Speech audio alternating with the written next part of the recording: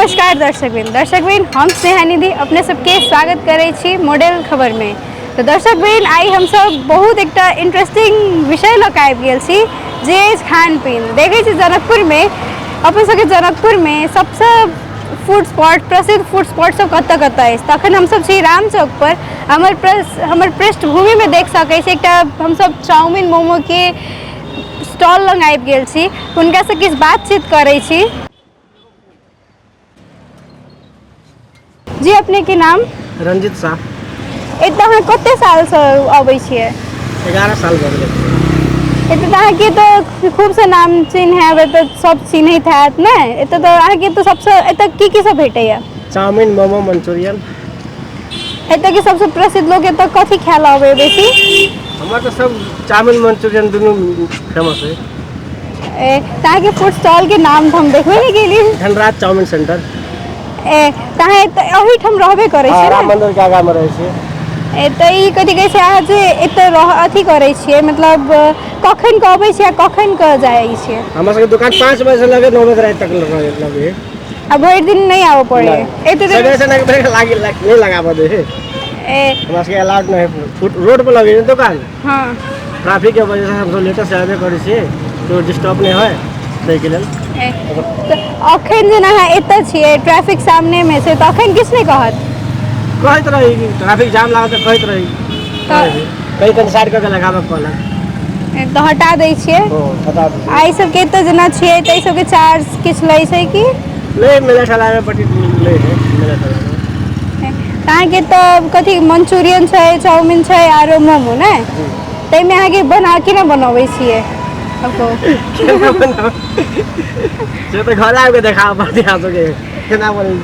नहीं तो एहन की छै से अहीं लग लोग अबै छै बेसी दिन से छियै कि ओहि दुआरे लोग अबैया कि अहाँके तऽ प्रसिद्ध अछि ताहि दुआरे? मंचूरियन स्टार्ट कल अपने जनकपुर में फर्स्ट दुकान अपने मंचूरियन स्टार्ट अहीं से शुरुआत भेल छै?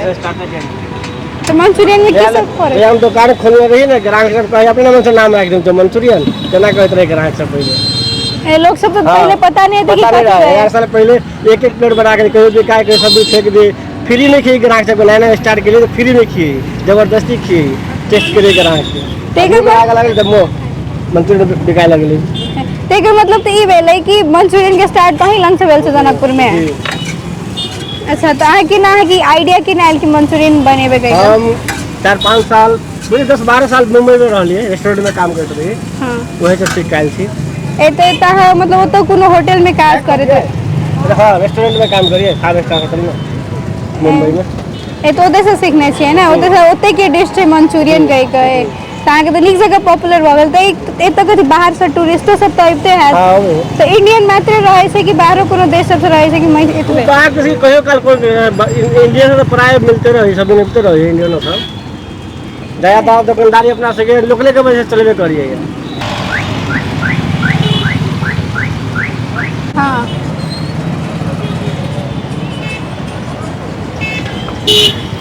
अहाँ के नाम?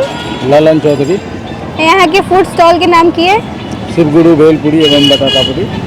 एते तो भेलपुरी सब रखे छी। भेलपुरी आरो की सब एकर आइटम सब छै? भेलपुरी छै, बताता पूरी छै, पापड़ी चाट छै। एते ई तो अपन नेपाल के अपन मिथिला के अथी तो नहीं लाग रहल है कतो? साउथ के छै। साउथ के? यहाँ बाहर कतो काम करे छली तब की? हाँ बम्बई। ओते से आइडिया एले ना? एतो कते दिन से छियै? 12 साल से। 12 साल से एते ई रामे चौक पर रहै छियै? रामे चौक पर। अहाँके तो लोग सब अबैत हैत ना? तो कथी सबसे बेसी खाय ला अबैया? बताता पूरी पापड़ी चाट। एतऽ केना कि मतलब एतऽ अहाँ जे रहै अथी करै छियै एतऽ जे ट्रैफिको सब तऽ रोकते हैत, तऽ ओहिके केना डील करै छियै?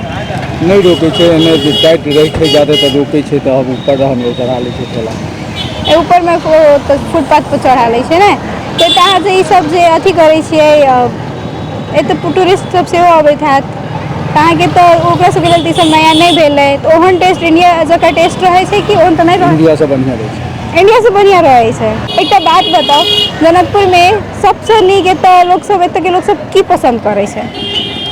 सब कुछ पसंद करे छै, जेना चाउमीन मोमो छै, बहुते के भेलो पूरी पसंद छै। शाम में एबै तऽ ज्यादा भीड़ रहतै। एतऽ लोग सब ओना तऽ के समोसा लिट्टी सब नहीं पसंद करे छै। नहीं करे छै?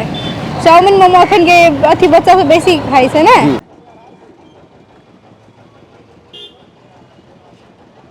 अखन दर्शक भी हमसब आयल छी रामेजोपुर घूमि रहल छी तऽ देखे छी अखन नारियल पानी गर्मी के मौसम में अखन लोग सब नारियल पानी तो बहुत अखन बिक्री होइत है अहाँके ने। अहाँके नाम? विजय कुमार सिंह। एतऽ नारियल पानी कते दिन से बेचै छियै? यहाँ लगभग 3 साल से। 3 साल से पहले तो ओते नहीं देखे छल जनकपुर में नारियल कम पानी। रहलै है, बहुत कम रहलै है। अहाँ तो जनकपुर से छियै? हाँ। अहाँके घर एतै? हाँ। तखन तो ठंडा के मौसम छै तो लोग तखन बहुत अबैत हैत। अहाँ के जे केना बेचै छै एकर प्राइस कते? प्राइस है वो 200 रुपया है, वो के 250 रुपया है। एते तो खाली अथी अनारस पेले अनारस के 300 रुपया है, 250 रुपया है। लोग सब कस्टमर सब नीके तक आवे हाँ, हाँ। ये खाए के लेल आवे।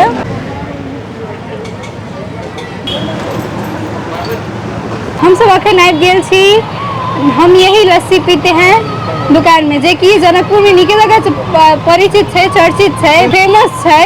जी अहाँ के नाम? शंभू। आए तो कते दिन से आके तो जनकपुर में नीके जगह चर्चित है, बाहर से लोग सब आवे हैं। बाहर से आयल छलै अमेरिका के इन्वेस्टर आयल पर ठाम के बहुत दूर के आदमी सब आबै छै लस्सी पी वाला पूरा दुकान। आए तो कते दिन से खोलने छी, कते दिन से छियै? लगभग अहाँके 35-30 बरस भऽ गेल छै। 35-30 बरस से। लेकिन ये तो पॉपुलर भेला कते दिन से पॉपुलर छियै? अहाँके भेला छै 4-5 साल। ओना तो हमहूँ सब सुनने छी जनकपुर में केओ अबै छै तो हम यही में चले छी देखे के यही लस्सी पीते में गाँव घर छै सब कहै छै एही ठाम के लस्सी फेमस छै। तो एते के लोग के लस्सी एते के किया नीक लगे छै? किछु खास छै ताहि लऽ कऽ आओर जगह बनी जे नहि नीक लगै छै लस्सी खाइ छै बढ़िआँ रहै छै। एहन की खासियत छै कि एते लोग अबै छै, की मसाला डालै छै, की करै छै से? और जगह अहाँके डेरी के रहिए बोलिए हमरा अहाँके अपन डेरी के रही कोन का लस्सी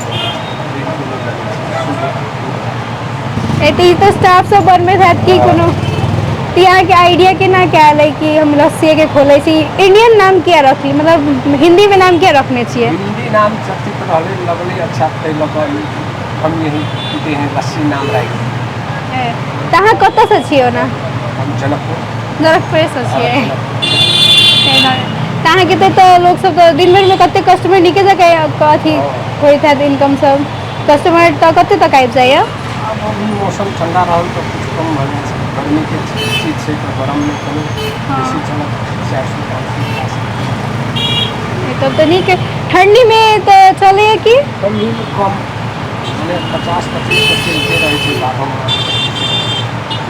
लेकिन सबसे नहीं गर्मी में, अखन गर्मी के सीजन है तो लोग के ठंडा कुछ पहले तक कम भऽ गेल गरम के चीज छै तो ठंडी में नहीं पीलक गरम रहल तो बैसाख जेतने कनि ज़्यादा छै अखन कनि कम छै। अब वो आम के सीजन छै ओहि लऽ कऽ ताहिमे खाली लस्सी मात्रे भेटै छै कि आरो किछो वेराइटी सब एकर?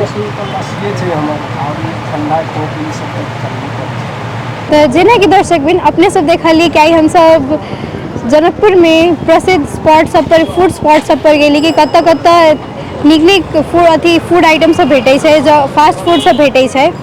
तो हमरा तो लगे छलो ना हमहूँ फूड के खान पीन के बहुत शौकीन छी, फास्ट फूड के ओना तो, लेकिन हमरा तो लगे छल एतऽ के लोग सब के समोसा लिट्टी सब बेसी नीक लागत। पता चलल एतऽ के लोग सब तो बेसी चाउमिन मोमो सब नीक मन पर अबैया, हुनका सबके पसंद छै।